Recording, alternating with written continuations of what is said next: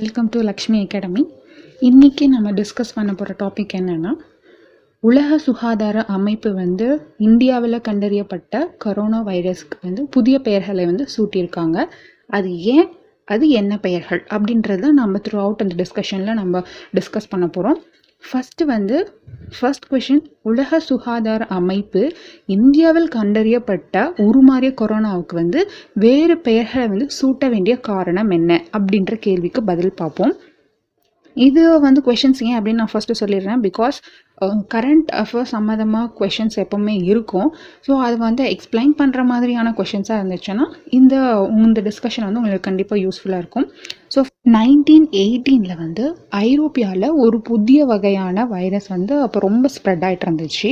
ஆனால் அந்த வைரஸ் எந்த நாட்டிலேருந்து தோணுச்சு அப்படின்றது யாருக்குமே தெரியல. இருந்தாலும் ஸ்பெயின் நாட்டில் ரொம்பவே அதிகமான பாதிப்பை அந்த வைரஸ் ஏற்படுத்திட்டு போச்சு.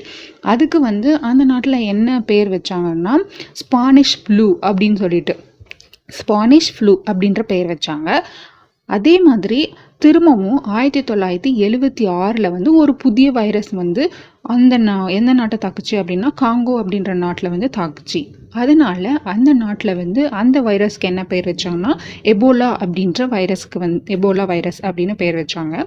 ஸோ எந்த நாட்டை அதிகமாக தாக்குதோ அந்த நாட்டில் இருக்கிறவங்க அந்த வைரஸ்க்கு பேர் வச்சுட்டு இருந்தாங்க. இது எந்த நாட்டில் இருந்து தோணுச்சு அப்படின்ற அந்த இன்ஃபர்மேஷன்ஸ் நம்மளுக்கு கொடுக்காது. எந்த நாட்டை அதிகமாக பாதிச்சிச்சு அந்த மாதிரி கொடுத்தது.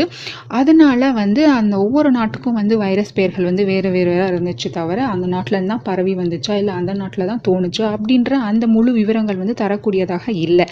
அதனால் உலக சுகாதார அமைப்பு என்ன பண்ணாங்கன்னா, இப்போ சைக்ளோன்ஸ்க்கெலாம் நம்ம எப்படி நேம் நம்ம கொடுக்குறோமோ அதே மாதிரி வைரஸ்க்கு உலக சுகாதார அமைப்புலேருந்து அவங்களே ஒரு நேமை சஜஸ்ட் பண்ணி கொடுத்துருவாங்க. இப்போது இந்த கொரோனா வைரஸ்க்கு ஆல்ரெடி ஒன்று ஃபஸ்ட்டு அலை, செகண்ட் அலை அப்படின்னு சொல்லிட்டு வந்துட்டுருக்கு.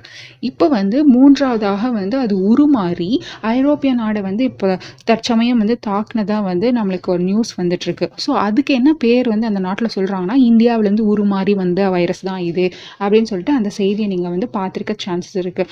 ஸோ அதனால் இந்தியாவில் ஒரு பெரும் கடும் எதிர்ப்பு தெரிவித்தாங்க. என்னன்னா, இந்தியாவில் உருமாறிய வைரஸ் அப்படின்னு சொல்லிட்டு இந்தியான்னு சொல்லிட்டு மென்ஷன் பண்ணாதீங்க, நாங்களும் வைரஸால் பாதிக்கப்பட்டிருக்கோம், அதனால எங்கள் பேரை மென்ஷன் பண்ணாதீங்க அப்படின்னு சொல்லிட்டு ஒரு விமர்சனம் தெரிவிச்சிருந்தாங்க.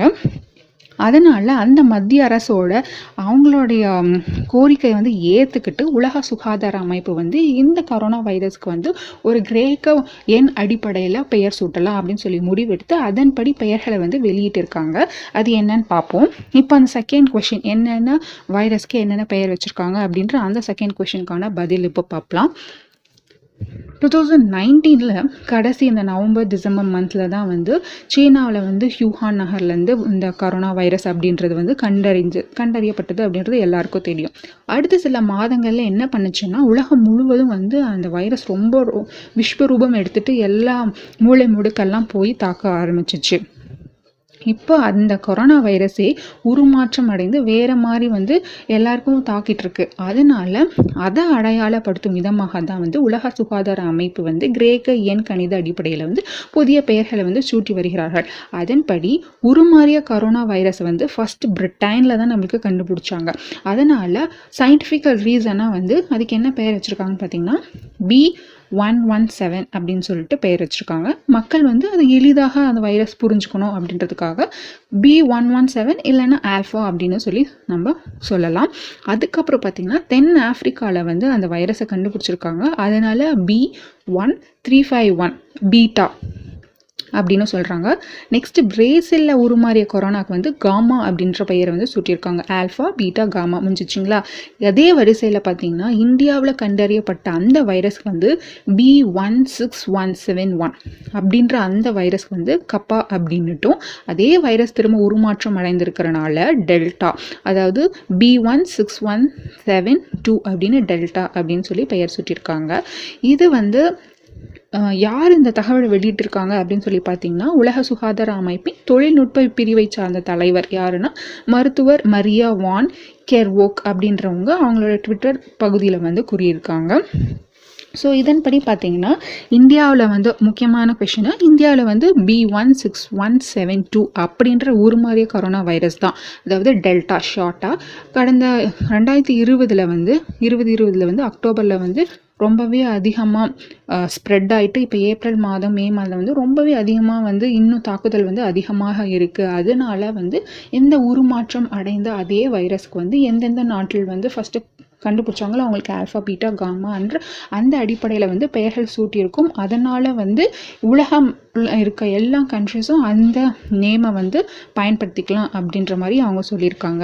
ஸோ அவ்வளோதான், இந்த டிஸ்கஷன் கம்ப்ளீட் ஆக போகுது. கண்டிப்பாக இந்த வீடியோ உங்களுக்கு யூஸ்ஃபுல்லாக இருந்திருக்கும் அப்படின்னு நம்புகிறோம். ஸோ தேங்க்ஸ் ஃபார் வாட்சிங் this video. Thank you so much.